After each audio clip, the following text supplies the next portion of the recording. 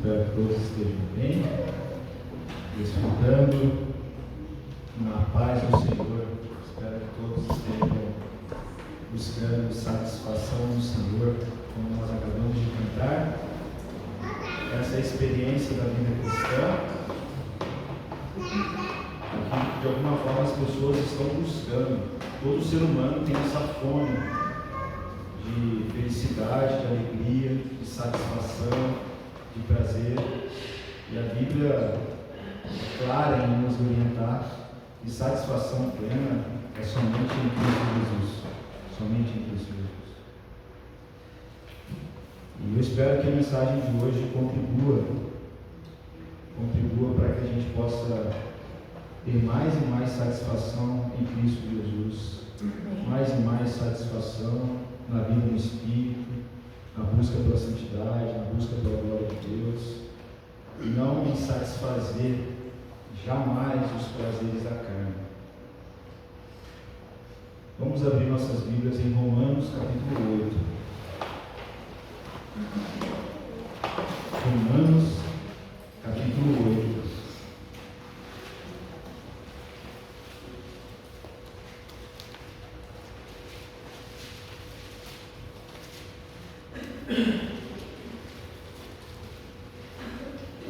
Um dos capítulos mais profundos das Escrituras. Paulo aqui,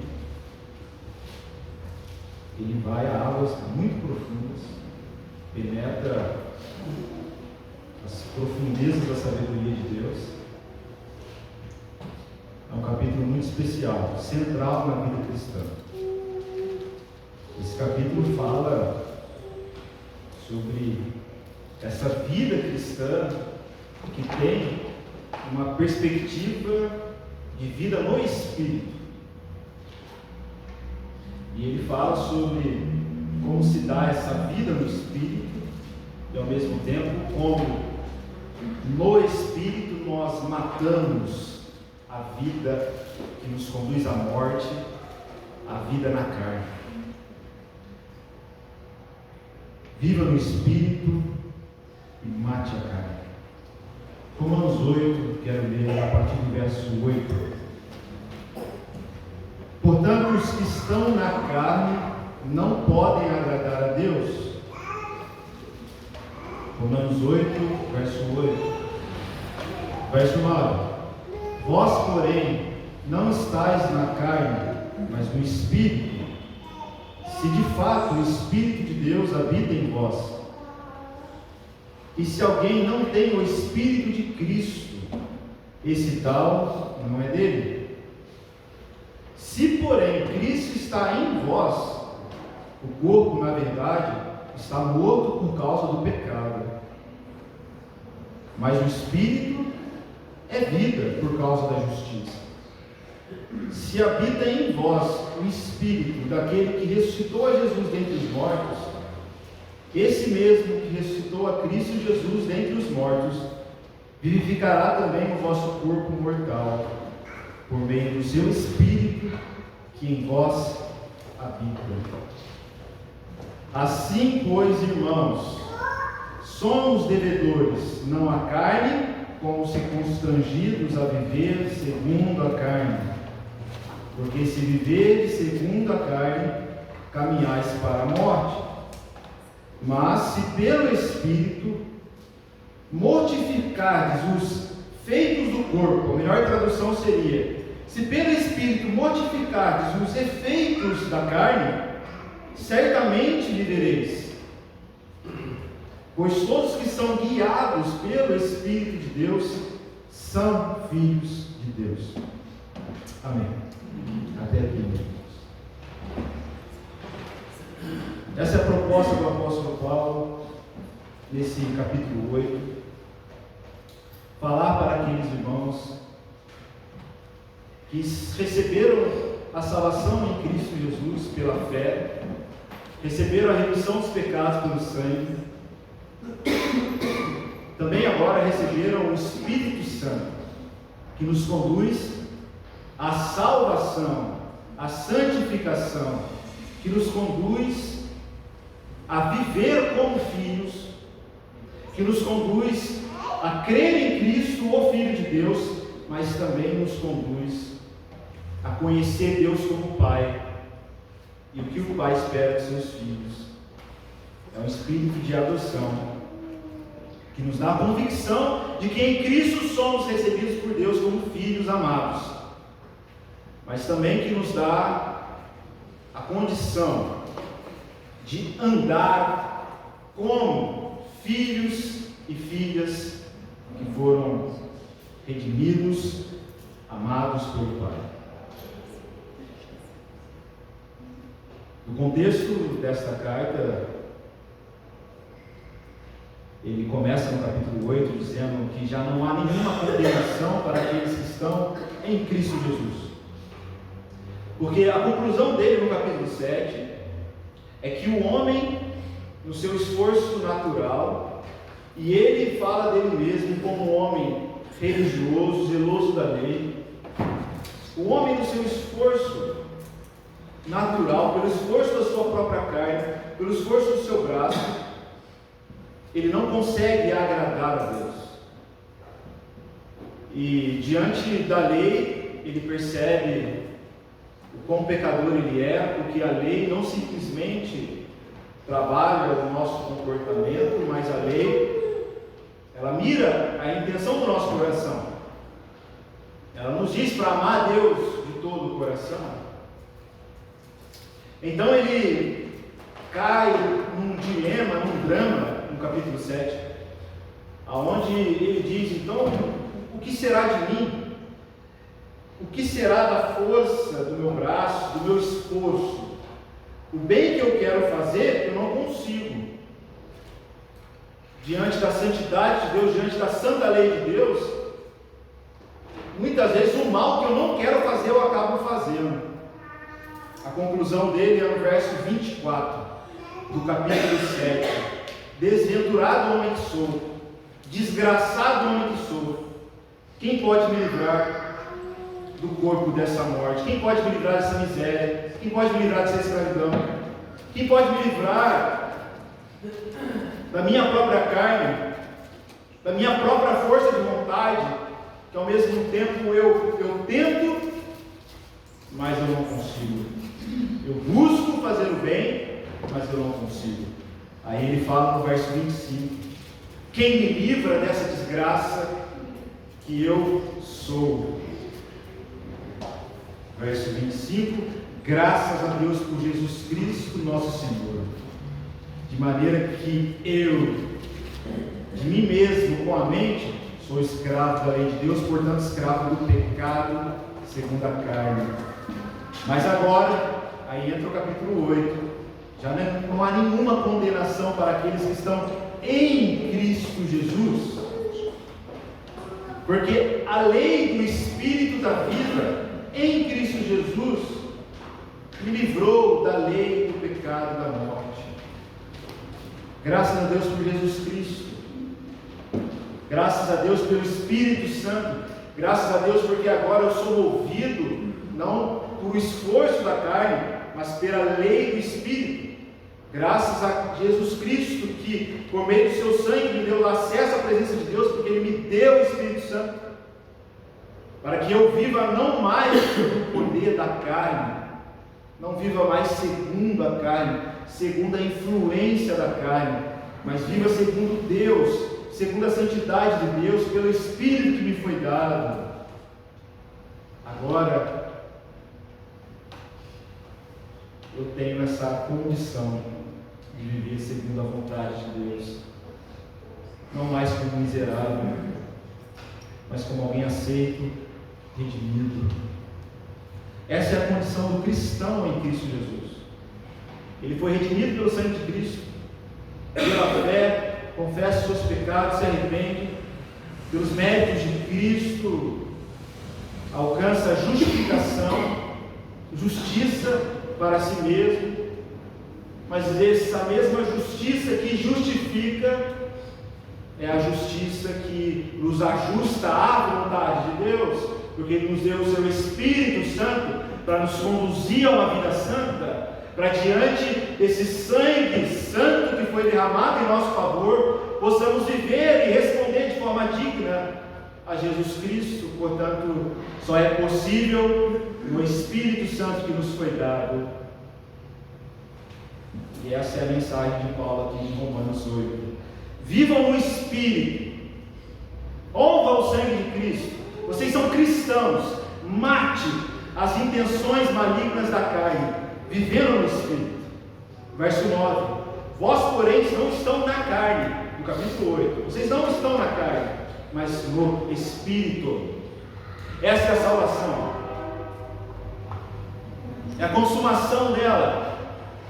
Nós somos batizados em nome do Pai, segundo a obra do Pai, de enviar o Filho, de nos escolher, de traçar o plano.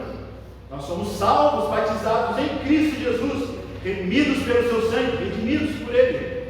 Mas também somos salvos pelo Espírito Santo, que nos regenera, nos dá um novo coração, uma nova vida, e nos conduz ao caminho de santificação, para honrar o sangue de Cristo, para viver segundo o plano do Pai, que Ele estabeleceu desde a eternidade, para que nós possamos viver aqui.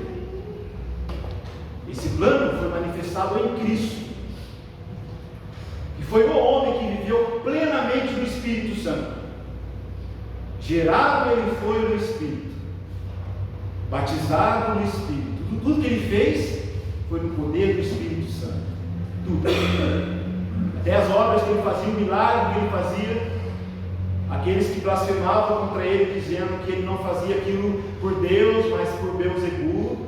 Ele, não, eu faço isso pelo Espírito Santo. E aquele que blasfemar contra o Espírito Santo não haverá perdão. Toda a vida do Filho de Deus aqui na terra foi uma vida no Espírito Santo. E aqueles que são filhos de Deus vivem no Espírito Santo, como diz o texto que nós lemos no verso 14. Todos que são guiados pelo Espírito de Deus são filhos de Deus. Essa unção nós recebemos, essa graça nós recebemos, essa graça de viver de acordo com a vontade de Deus, de ser reconciliado com o eterno propósito dele, de viver semelhante a Cristo, de viver nele, para ele, de viver para agradá-lo, temê-lo, porque ele nos deu o Espírito Santo. Meditamos algumas semanas e um mês atrás sobre o dom, a graça do Espírito Santo, que é espírito de temor. Ele nos deu o dom do temor, o dom da fortaleza, da sabedoria, do conhecimento. Sem o Espírito Santo é impossível. É impossível agradar a Deus. É impossível viver a vida cristã. Sem comunhão com Ele não tem como.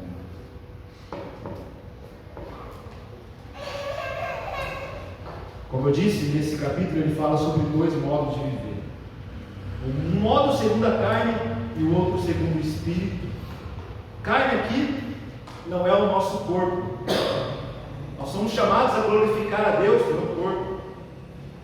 Inclusive, mesmo que esse corpo pereça, receberemos no novo céu e nova terra um novo corpo para glorificarmos a Deus, para manifestarmos as virtudes do Espírito em nossa vida humana como Jesus. Então, carne não é o corpo. Nós devemos sujeitar ao corpo, ao Espírito, e não às paixões da carne.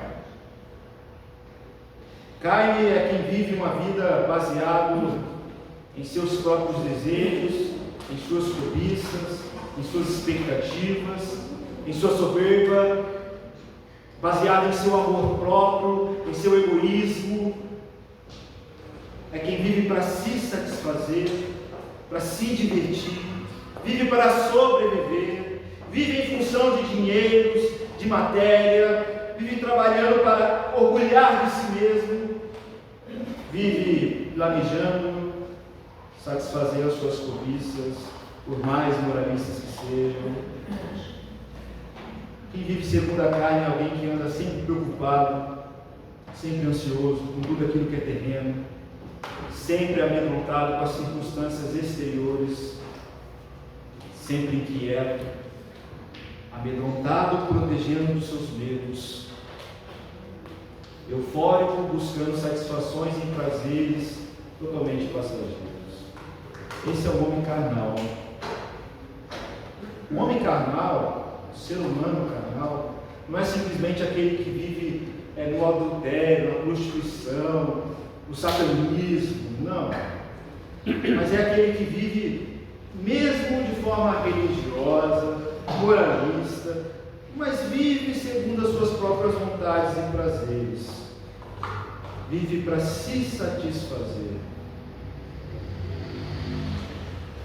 Então eu posso ser uma pessoa carnal se toda a minha vida gira em torno de distrações vazias, se toda a minha vida gira em torno de entretenimento e diversão, se toda a minha vida gira em torno de reconhecimento pessoal, reconhecimento de glórias terrenas. É isso que me faz ser uma pessoa carnal. Como eu disse, mesmo sendo uma pessoa religiosa, um crente, um pregador, é só a gente lembrar do fariseu que Jesus tanto combateu, aquele espírito farisaico, na oração do Pai Nosso, no Sermão do Monte, onde ele está nos conduzindo à humildade. Quem ele usa de exemplo para a gente não ser igual é os fariseus. Ele disse que a nossa justiça tem que exceder muito dos fariseus e escribas. Jesus diz que eles oravam, eles jejuavam, eles liam a Bíblia, eles pregavam, mas com qual intenção? Para ser reconhecido pelos homens, para satisfazer-se nos seus desejos, nas suas expectativas. Amavam-as tanto a si mesmo, que amavam o reconhecimento das pessoas, falando para eles que eles são homens de Deus, que eles são homens de oração, mas não para a glória de Deus, não focando a humildade, a missão, a oferta, a entrega, o sacrifício, mas a recompensa da qual Jesus falou que eles acabavam adquirindo, a recompensa de ser elogiado como um homem de Deus, como alguém de oração. Por isso Jesus vai dizer na oração do Pai Nosso: não oram como eles, que gostam de exibir-se nas praças, fazendo orações longas, e quando eles jejuam, eles desfiguram o rosto, fazem aquele teatro. Não sejam assim, não sejam hipócritas. Ou seja, nosso coração é tão enganoso, tão corrupto e perverso, tão carnal, que nós podemos corromper até mesmo aquela coisa, aquela graça que Deus nos deu mais santa, que é a oração. A nossa carne pode corromper. Por isso que Jesus ensinou a oração do Pai Nosso no contexto de orações carnais, pecaminosas. Então, muitas vezes o nosso testemunho tem sido muito carnal, mesmo como crentes. No mesmo Sermão do Monte, Jesus ensinou, antes da oração do Pai Nosso, para a gente não orar como o pagão. O pagão, ele ora a partir da sua necessidade instintiva. Ele ora baseado em seus medos. Sua lista de oração é aquilo que ele tem medo. Quanto mais ele fala dos seus medos para Deus, mais ele se alimenta dos seus medos. Ele pensa, Jesus diz, que pelo muito falar ele vai ser ouvido. Ele não ora como filho, ele não ora como quem conhece o Pai. Ele ora no poder da carne. Ele ora como quem está ansioso e com pressa de resolver os seus problemas. E Jesus nos ensinou a orar totalmente diferente, para buscar a santidade, a comunhão com o Pai, a santidade de santificar o nome dele, o reino dele, a vontade dele. Lamentavelmente, o testemunho de muitos, até mesmo na vida de oração, tem sido carnal, porque o que é expulso, como nós vimos na semana passada, são seus medos maquiados de piedade, maquiados de espiritualidade. Então, resumindo, o que seria essa vida na carne?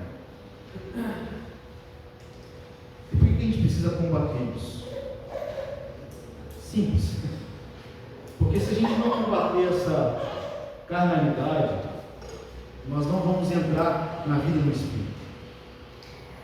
E às vezes isso explica o porquê de tanto amedrontamento, ansiedade, preocupação, inquietação em nossos meios, porque não entramos nessa vida no Espírito que Jesus, que o apóstolo Paulo aqui nos orienta no capítulo 8. E não recebemos a fortaleza do Espírito, as virtudes que nos fortalece diante das paixões carnais, diante das inseguranças, diante dos nossos medos. Mas como eu disse, o que é a vida cristã? Essa vida dos ungidos é vida no Espírito. Não é uma religiosidade, não é um concordar de conceitos teológicos. É uma vida no Espírito, de comunhão com Deus, comunhão com o Pai, em Cristo Jesus. É uma vida de comunhão, de relação, para testemunhar e manifestar as virtudes do Espírito, que nos chama a ser como Cristo. Essa é a vida cristã. A gente entra nessa realidade,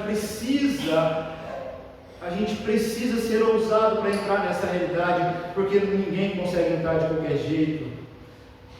Mas só tem um jeito de fato agradar a Deus, é no Espírito. Paulo diz que essa vida se dá, a gente desfruta dela quando a gente abandona aquela vida escrava, baseada nos desejos, na cobiça, na distração, no se sentir bem, naquela escravidão da própria autoestima.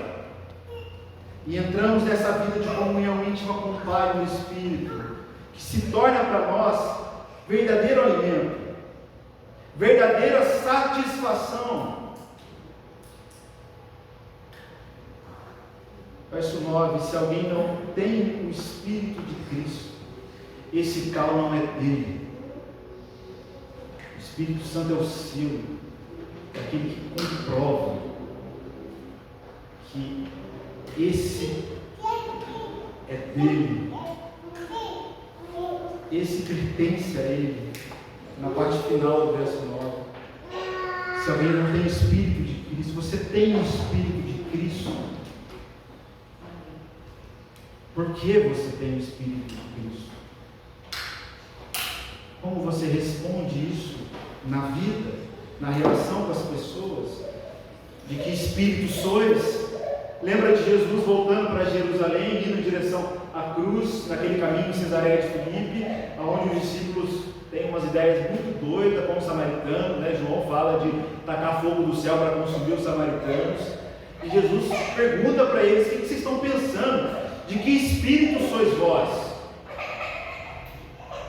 O que é isso? Essa discriminação, esse julgamento, usar a oração para querer julgar e condenar o samaritano? De que espírito sois vós? De que espírito nós somos? No corpo manifestaremos, nas emoções manifestaremos, nos desejos, nos planos, nas intenções, nos humores manifestaremos, na vida. Para a esposa manifestaremos, para o marido manifestaremos. Essa vida no Espírito tem que ser vivida, mas ela não se dá de maneira simplória. Paulo diz no verso 11, verso 12, verso 11: se habita em vós o Espírito daquele que ressuscitou Jesus dentre os mortos, esse mesmo que ressuscitou a Cristo Jesus dentre os mortos, vivificará, essa é a obra dele, vivificará também o vosso corpo mortal, por meio do seu Espírito que em vós habita. Assim, pois, irmãos, somos devedores não à carne, como se constrangidos a ela, a viver segundo ela, mas, se viveres segundo a carne, caminhais para a morte. Mas, se pelo Espírito mortificares os feitos da carne, certamente vivereis. Certamente vivereis. Porque se viveres segundo a carne, morte. Mas segundo o Espírito, vida. Mas não é só segundo o Espírito. é segundo o Espírito para mortificar os efeitos da carne. Para isso o Espírito nos foi dado. Ele é o Paráclitos, o Consolador, o Defensor. É aquele que nos defende de todas as nossas tentações, como defendeu Jesus das tentações de Satanás.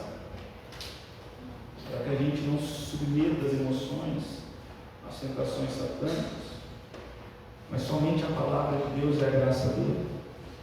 Para isso ele nos foi dado, para nos defender. E também para nos fazer destruir o procedimento carnal. Ou seja, não há como ter uma vida no Espírito sem matar os efeitos da carne. Eu preciso matar constantemente, como no Evangelho de Lucas, sobre o apelo de Jesus a negar a si mesmo e tomar a cruz. Lucas é o único evangelho que diz que aquele que quiser o seguir deve negar a si mesmo e tomar a cruz dia a dia. Tomar a cruz envolve justamente isso: viver no Espírito e matar os efeitos da carne dia a dia. Não há vida no Espírito sem um exercício diário da mortificação dos pecados interiores. Não há. Não tem como. Nós somos muito fracos. Paulo falou no capítulo 7, miseráveis. Mesmo ele se esforçando. Agora imagine se você não se esforça. Você vai se submeter às tentações naturalmente. O próprio Senhor Jesus falou, né? Sem mim nada podeis fazer, ali em João 15. E o Espírito Santo entra ali nas entrelinhas como a seiva dessa videira, que nos dá força para exercitarmos diariamente a piedade, o temor ao Senhor, para mortificar os efeitos da carne em nossa vida. Alguém que anda segundo seus próprios prazeres sempre vai viver em função do seu próprio bem-estar. Essa pessoa não conseguirá entrar nessa vida no Espírito. Ela não conseguirá entrar naquele quarto que Jesus nos ensina em Mateus 6. Ela não conseguirá desfrutar disso, se alegrar disso, pacificar a sua alma com isso. Ela não conseguirá. Porque essa vida se dá pela renúncia, como é o chamado da cruz, o chamado do batismo. Essa vida se dá primeiro pela negação de si mesmo. Essa vida se dá quando deixamos de lado os próprios prazeres. E hoje em dia, como diz o próprio Paulo a Timóteo, os homens serão amantes de si mesmos e amantes dos seus próprios prazeres, mais amigos dos prazeres do que amigos de Deus. Tantas coisas nos distraem com prazeres efêmeros hoje em dia, que tem roubado muito o nosso tempo de intimidade, de profundidade de vida no Espírito. E se o nosso tempo não é dedicado a isso, a carne vai se alimentando, vai sufocando as ações do Espírito. Não podemos jamais satisfazer os desejos da carne. Deus nos deu o Espírito para nos dar a condição de matar os efeitos dela, sem desculpa, sem reclamação, sem justificativa. A gente sabe que para obter qualquer coisa boa na vida, qualquer resultado bom, é preciso esforço, dedicação, sacrifício, seja no estudo, seja no trabalho. A pessoa ela quer almejar alguma coisa, isso é o básico. Princípio, esforço, fazer alguns sacrifícios para focar mais naquilo que é o foco dela, aquilo que é o propósito dela. Isso é o princípio básico. Mas é impressionante o que muitos de nós têm se dedicado em relação à vida de oração. Impressionante o quão pouco esforço é dado a isso, o quão pouca disciplina nós temos em relação a isso, o quão lamentamos facilmente: eu não consigo, não dá tempo, o quanto às vezes nos orgulhamos dessa fraqueza. Impressionante. E às vezes estamos falando aqui de cristão que às vezes faz muito sacrifício em muitas coisas na sua vida, seja para ter um bom relacionamento, seja para ter uma vida de estudo, um desenvolvimento no seu trabalho. Quantos, por exemplo, para ter corpo atlético, se submete a dietas rigorosas, contratam, né? Um nutricionista, um personal trainer. Ela quer ser forte, ela quer fortalecer o seu corpo, ela sabe que ela precisa de disciplina, ela precisa ir todos os dias, ou pelo menos 3 vezes ao dia, ou 3 vezes na semana, melhor dizendo. Ela precisa se alimentar bem, ela precisa cultivar ali novos hábitos. E não basta ter um sentimento, eu quero vida saudável. Não, ela sabe que ela precisa de disciplina, ela precisa fazer sacrifícios, ela precisa deixar de comer porcaria, ela precisa, enfim, aí contrata. Alguns fazem uma disciplina impecável, né? Já viu aquelas pessoas, às vezes nem é profissional, atleta ok, atleta é até bonito de ver, ele precisa disso, de alta performance. Às vezes coloca na balança, vê uma coisa assim, aí mede, anota. Disciplina, e de fato precisa ter disciplina para ter qualquer resultado na vida. E por que muitas vezes nós não temos a mesma aplicação para as coisas de Deus? Que sem disciplina a gente não vai alcançar. Não vai. Sem esforço. O reino de Deus tem que ser tomado por esforço, Jesus falou. Esforço ali é uma palavra até forte no grego, é violência. Violência contra a própria carne, não violência das pessoas. E quantas vezes não tem horário fixo para orar? Não dedica tempo definido para meditar na palavra, não se exercita nas virtudes e piedade, não ajuda fraco e necessitado, não se responsabiliza com a generosidade para o proveito de muitos. E claro que na hora de cumprir o próprio dever, e eu digo dever piedoso básico, seja na família, na igreja, seja no culto, fracassa. Está às vezes entregue ao medo, está atrasado, está preocupado, está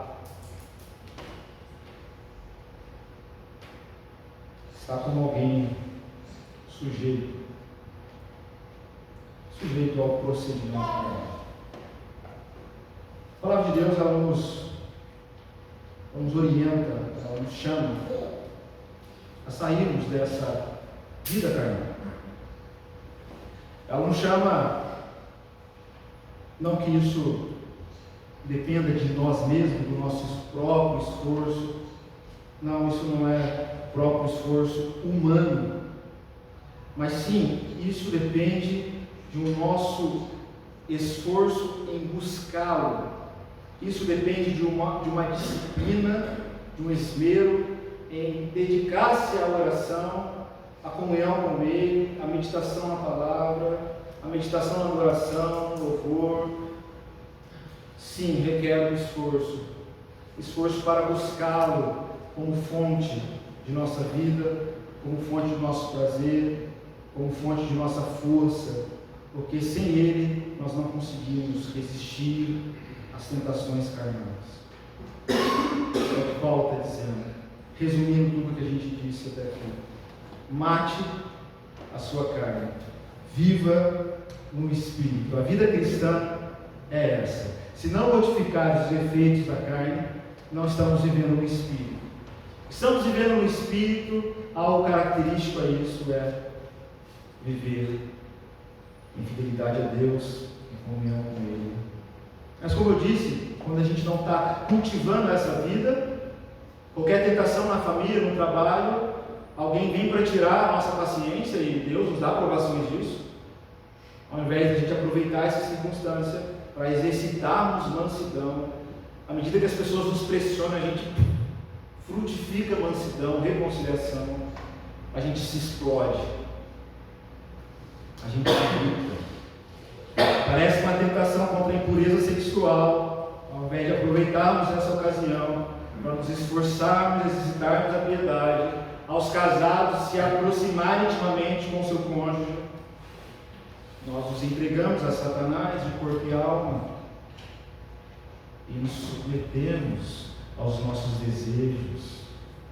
Quantos caem na obsessão da tentação de Satanás, que é sempre insistente, é sempre obsessiva, é sempre escandalosa, repetitiva, vem todos os dias, muitas vezes no mesmo horário, e ao invés de resistir, como a palavra de Deus nos orienta, em Tiago 4:7, resistam ao diabo e ele fugirá de vós, submetam-se a Deus, resistam ao diabo e ele fugirá de vós. Só que não, muitas vezes nós não resistimos e caímos constantemente, porque nos falta o básico, mortificar a carne, e assim nos entregamos aos braços do demônio, que lança para nós a artimanha, para a gente se corromper no nosso interior. Ao invés de pacificação, a gente entrega intriga, raiva. Ao invés de cultivarmos fé, confiança, perseverança, entregamos inquietação, ansiedade, preocupação e medo. Sem matar o procedimento da carne, jamais teremos vida no Espírito. E ao mesmo tempo, para resumir tudo o que eu já disse, somente no Espírito a gente consegue matar os efeitos dela. Sem disciplina, sem ordem, mais do que isso, sem fome e sede de santidade, de Deus, de comunhão com o Espírito Santo, sem desejo profundo, sem amor, sem vontade, a gente não consegue. Porque aqui não é uma regra. Você vai matar os efeitos da carne se você tiver a regra de orar no horário, ler a Bíblia no horário. Não. Você ama o Senhor, você ama o Espírito Santo, Ele é a fonte, como a gente acabou de dizer, de vida, de paz, satisfação.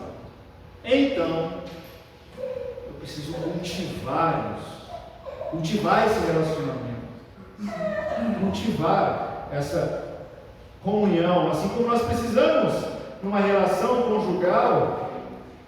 Amamos a nossa esposa, o nosso marido, os nossos filhos, mas a gente sabe o quanto de disciplina a gente precisa muitas vezes para não ser engolido pela rotina, para passar tempo de qualidade, de comunhão, de mesa, de relação íntima, de conversa, a gente sabe.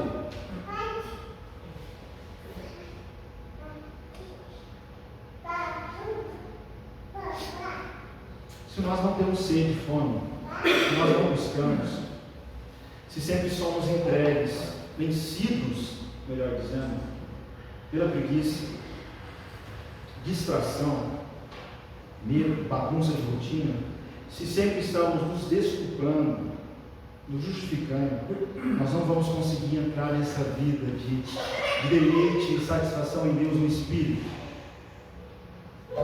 Como eu disse, não há vida cristã então, porque só há vida cristã no Espírito. Os filhos são guiados pelo Espírito.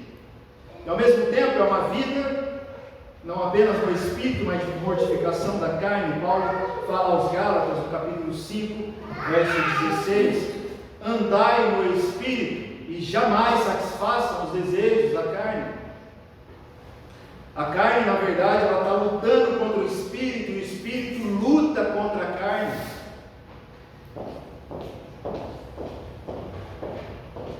E ele fala no verso 24 do capítulo 5 de Gálatas: os que são de Cristo crucificaram a carne com suas paixões e cobiças. Se vivemos no Espírito, então andemos no Espírito. Vida cristã é vida no Espírito, é vida de comunhão no Espírito. Vida cristã é uma vida semelhante a Cristo, que viveu no Espírito. No Espírito ele discernia a vontade do Pai. No Espírito ele se fortalecia em cumprir a vontade do Pai, em amar segundo a revelação do amor do Pai, porque o Espírito Santo é o derramamento do amor de Deus em nossos corações, e a gente só se adentra, a gente só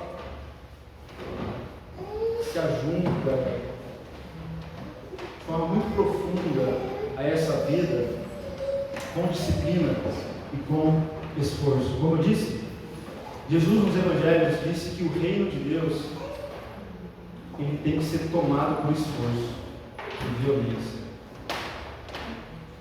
Sem esforço a gente não consegue nada. Sem disciplina a gente não consegue nada. Paulo diz a Timóteo, no capítulo 4, verso 7, Timóteo, exercita-te na piedade. Piedade é essa vida em Deus, para Deus, viver em comunhão com Ele, para glorificar, manifestar essa vida, por meio da oração, da meditação. E Paulo usa uma palavrinha muito especial e ligada à disciplina, porque é assim que a gente aprende, exercitando. Ele diz, exercita-te na piedade. Ele continua dizendo, o exercício físico, da qual a gente só se fortalece com disciplina e com exercício, ele diz assim, para pouco é proveitoso, a piedade é proveitosa para tudo. Mas como alcançar a piedade? Exercitando, com trabalho, com esforço, com esmero. Exercita-te na piedade. A gente sabe o proveito que há no exercício físico, a gente sabe que a gente só se fortalece fisicamente com disciplina, com rotina. Paulo está dizendo, o exercício físico para pouco é proveitoso, a piedade é proveitosa para tudo, inclusive para o próprio exercício físico, para que você não fique nem mesmo escravo da carne ao exercício físico, porque muitos entregam aos prazeres de querer exibir o seu próprio corpo no exercício físico. Aí necessita da piedade para entender o proveito espiritual daquele exercício físico, para não se entregar aos prazeres.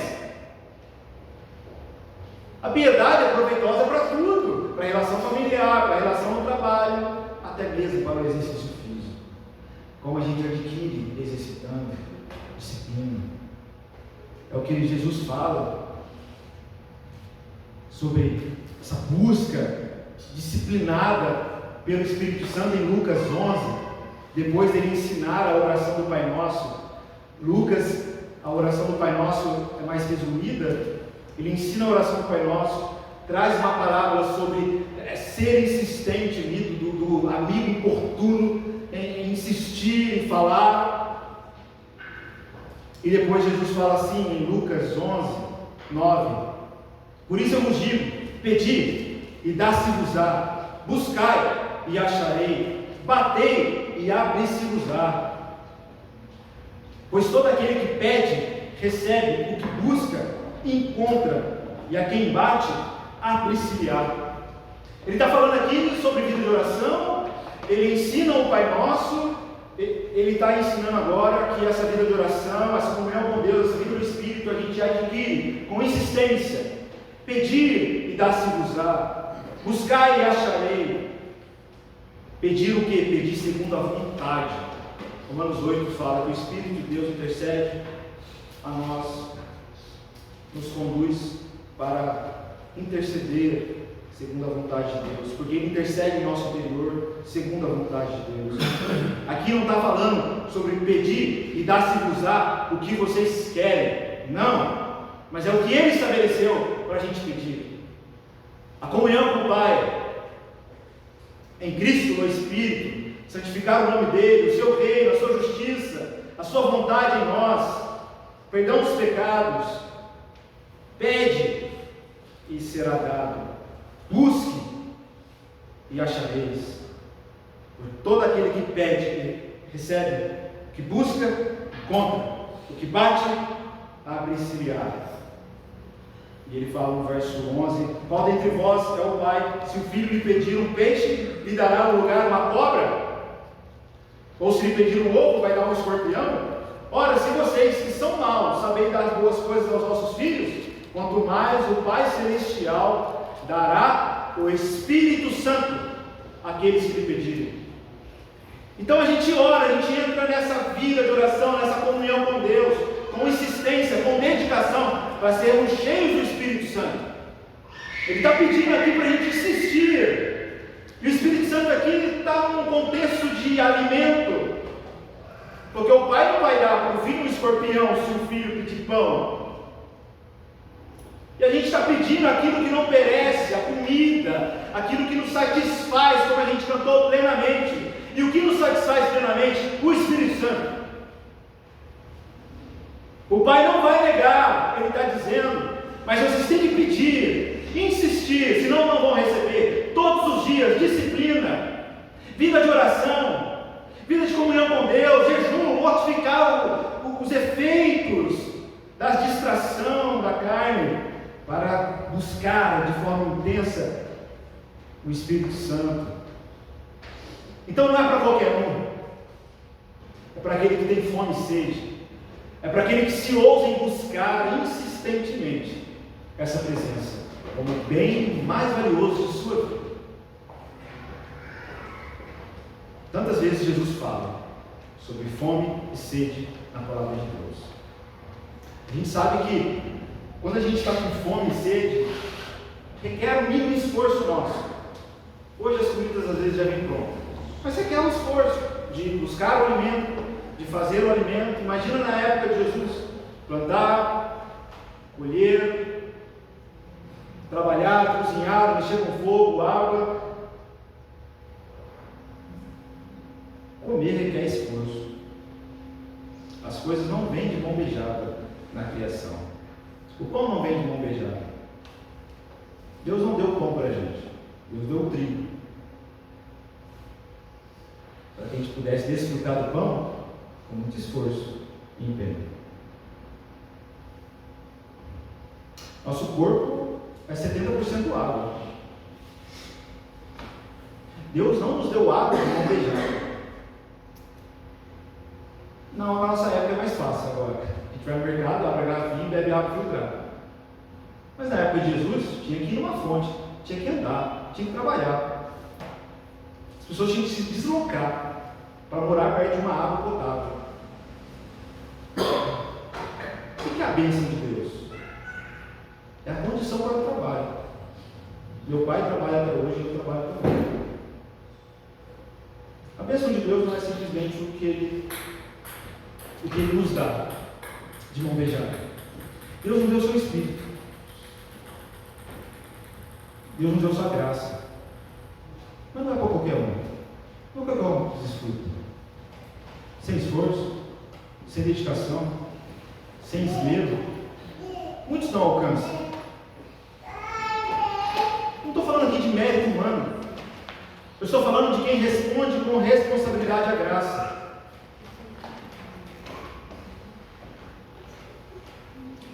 No capítulo 7 de João, no verso 37, Jesus diz assim: e no último dia, o grande dia da festa, Jesus pôs-se em pé e clamou: se alguém tem sede, venha a mim e beba.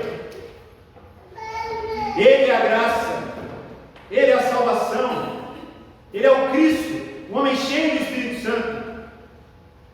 Mas tem que ir a Ele. Se alguém tem sede, sede de propósito, de significado, sede da presença de Deus, venha a mim. Tem que ir, tem que buscar. Venha e beba. Aí no verso 38 ele diz: quem crê em mim, como diz as Escrituras, do seu interior fluirão rios de água viva. E ele fala isso a respeito do Espírito Santo que nos foi dado, que é a satisfação plena de interior. Não mais viver segundo a necessidade do que nos falta, mas viver na certeza do que recebemos para transmitir essa mesma graça, com trabalho, empenho e esforço, para que o fluxo não pare, para que o fogo não se apague. Somos sacerdotes. Sacerdotes administram o fogo, o sacrifício. Hoje não mais sacrifício de animais, mas sacrifício da própria carne. Só assim que Deus é glorificado, adorado. Se alguém tem sede, precisa ir. Não é dizer meras palavras. Precisa fazer sacrifícios radicais e ir. Sem esforço, esquece. Esquece. Porque esforço é questão básica da vida para se ter algum progresso, seja no trabalho, seja até para beber água, para comer. Quanto mais para entrar no reino de Deus nessa realidade íntima? Quanto mais? sem esforço não há vida no Espírito. E ao mesmo tempo, não há vida cristã sem vida no Espírito. Não há. Mateus 11. Mateus 11, Jesus diz assim no verso 25. Evangelho de Mateus, capítulo 11, 25. Naquele tempo, Jesus exclamou: graças te dou, ó Pai, Senhor do céu e da terra, porque ocultaste essas coisas aos sábios e instruídos e a revelaste aos pequeninos ou aos humildes, aos que têm coração quebrantado, não a qualquer um. Mateus 11, 25. Sim, ó Pai, porque assim foi do seu agrado. Tudo me foi entregue por meu Pai. Ninguém conhece o Filho senão o Pai, ninguém conhece o Pai senão o Filho, e aquele a quem o Filho quiser revelar. Verso 28. Vinde a mim, fonte de água viva, todos que estáis cansados e sobrecarregados, e eu vos darei descanso. Vinde a mim, a esse chamado, esse apelo. O apelo não é faça isso, faça aquilo, se esforce, faça o melhor que puder, seja a melhor versão de si mesmo. Não, é vinde a mim, receba o meu Espírito, vinde a mim, vamos passar um tempo de comunhão, vamos passar uma relação junta. Vinde a mim, vem me conhecer e prosseguir me conhecer. Viva no Espírito. Se viver segundo a carne, como Paulo diz, verso 12, a gente vai morrer. A carne mata. A carne, ela oprime, ela é corruptível, ela degenera, ela escraviza, ela inquieta, ela atemoriza. Agora, se eu vivo na carne, eu vou viver assim, da mesma forma, sempre abatido, oprimido, fadigado, debaixo do peso dela, porque ela nos cansa, suga nossas energias, ela exige esforço, empenho e consome energia. Uma pessoa, um jovem, quando vai numa balada, você sabe que requer muito esforço para ficar acordado, requer muito esforço para beber e comer o que eles tanto bebem, requer muito esforço para dançar até altas da noite, requer muito esforço, mas depois nos outros dias vem a ressaca. Ficam abatidos, cansados, deprimidos, porque a carne nos cansa, suga nossas energias, não temos força para a virtude, para o trabalho, para o estudo, para aquilo que é bom. A carne cansa, ela oprime. Pessoas que vivem vícios dos pecados sexuais, da pornografia, isso cansa a nossa mente, o nosso corpo. Cansa, você fica sem energia para lutar por uma relação saudável com a sua esposa ou com o seu marido. Isso cansa, isso rouba energia, joga a energia no lixo, literalmente. Cansa lidar com isso, cansa mentir sobre isso, cansa se esconder sobre isso quando alguém aparece. Mentir cansa, uma mentira leva a outra mentira, você precisa mentir para um monte de gente para ficar protegido em seu engano. Cansa isso oprime. Isso faz com que você não consiga dormir bem à noite, porque a carne oprime, a murmuração oprime, cansa as pessoas que estão perto de você, cansa seu cérebro. Te cansa no trabalho, a ter alegria e ânimo para trabalhar. A carne cansa, oprime.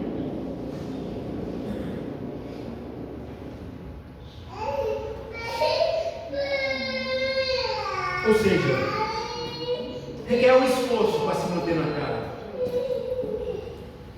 Requer um trabalho para se manter na carne. Mas é um esforço que condenará a alma na fé. A carne tira a nossa paz. Não os outros, não as circunstâncias, a carne, as expectativas, as nossas ansiedades e medos. A carne nos deixa amargurados diante de tristeza, nos deixa cegos, suga todas as nossas forças e virtudes. Jesus diz assim: venham a mim, todos que estão sobrecarregados, cansados, oprimidos, eu darei descanso. Descanso àqueles que estão sobrecarregados. Para isso que ele veio. O Espírito do Senhor está sobre mim, para libertar aqueles oprimidos do diabo, aqueles que estão oprimidos na sua própria carne. O que tem cansado a gente? O que tem gerado em nós tanto desânimo, inquietação, murmuração? Seja preocupação com filhos, com dinheiro, o que vai ser, o que falar, diversão que muitas vezes cansa. Às vezes só hoje você já viu mais de, 50 vídeos, onde você não se aprofundou em nenhum deles. Isso cansa o seu cérebro, e você não vai conseguir meditar, lembrar e ouvir diante de tanto barulho na mente a voz do Espírito, porque sua mente está cansada, sobrecarregada, qualquer coisa se distrai, você vê milhões de coisas, no trânsito você vê milhões de coisas, você não consegue largar o celular para nada, você não consegue parar de comer para nada, você o tempo todo está assim sobrecarregado por vários instintos da carne, e isso cansa, isso escraviza, isso perturba. Diante de tudo isso, Jesus está dizendo: vem, esquece tudo isso, esquece isso que tira o seu sono, isso que te deixa vencer a circunstância, o que te perturba. Esquece, vai para Cristo, reconheça que você é pequeno, que não consegue resolver as coisas, lance sobre ele os fardos. Ninguém entra no reino de Deus, ninguém entra na porta estreita com fardos pesados da velha vida. A gente tem que deixar para trás todo fardo, toda preocupação e ilusão, todo medo. A palavra de Deus limpe a nossa mente, o nosso coração, tire a gente de toda a opressão da carne nessa noite. Você não esteja mais escravo de nenhum delírio gerado por qualquer ambição da carne. Essa é a palavra de Deus para nós hoje. Sonhos, ilusões, expectativas, insatisfações mundanas, cansa, frustra. Se não está frustrado, pode ter certeza que frustrará.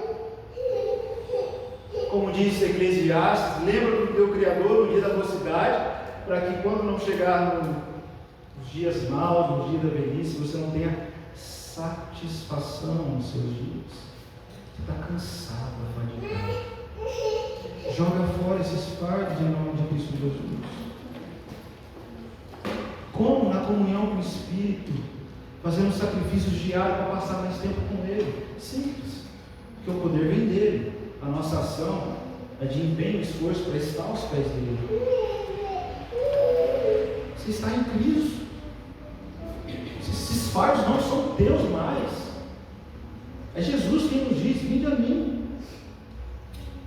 Está oprimido, sobrecarregado, eu darei descanso. O autor de Hebreus, no capítulo 12, ele diz que a gente tem que olhar a Cristo, o autor e consumador da nossa fé, e avançar, desembaraçar de nós todo o peso do pecado. Ele diz que tão tenazmente nos assedia, tão fortemente nos assedia, que a gente tem que correr com perseverança a carreira que nos está proposta, olhando firmemente para o autor e consumador da nossa fé, que em troca da alegria que estava proposta suportou a cruz, não fazendo caso da ignomínia ou da vergonha.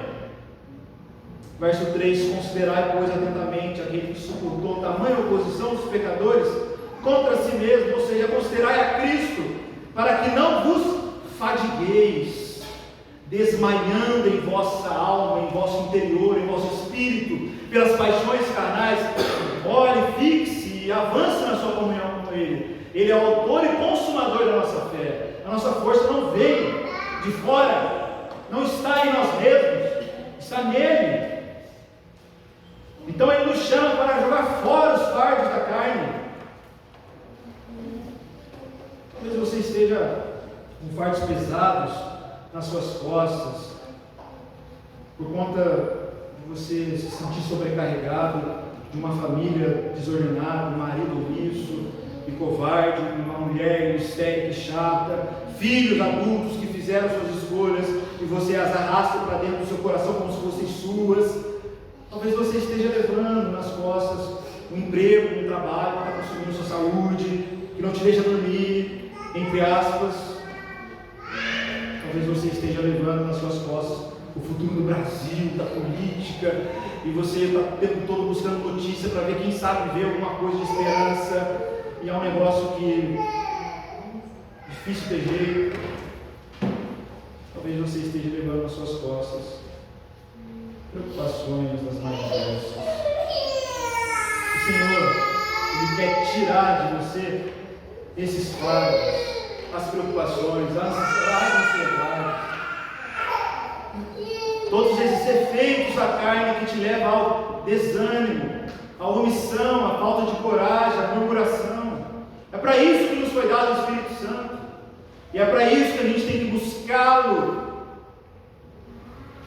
Ele quer te fazer entender isso.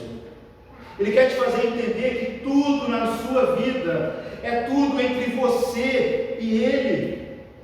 É tudo sobre a sua comunhão com Ele, a sua adoração a Ele, o seu temor a Ele. Claro, você tem relação com seus filhos, com a sua esposa.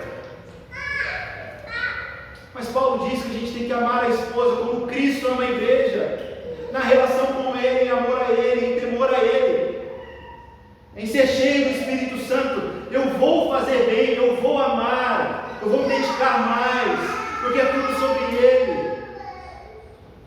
Ele quer te fazer entender isso. Ele tem que ser prioridade. É tudo sobre você e Ele. Tudo que está passando na sua vida, insatisfação, é tudo sobre você e Ele.